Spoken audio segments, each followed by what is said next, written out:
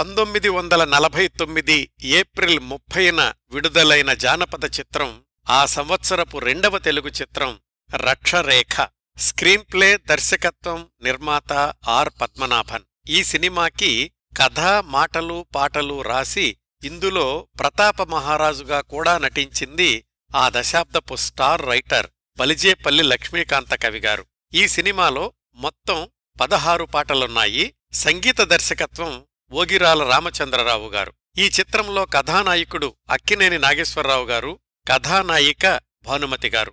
అక్కినేని బాలనటుడిగా నటించిన ధర్మపత్నిని మినహాయిస్తే అక్కినేని, భానుమతి కలిసి ప్రధాన పాత్రల్లో నటించిన తొలి చిత్రం ఈ రక్షరేఖ.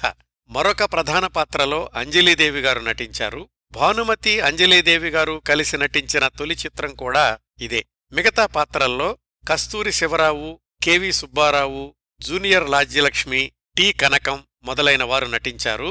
తను బద్ధకంగా నటించిన చిత్రం ఇది అని భానుమతి గారు తన ఆత్మకథలో రాసుకున్నారు. కస్తూరి శివరావు గారి హాస్యానికి మంచి పేరొచ్చింది.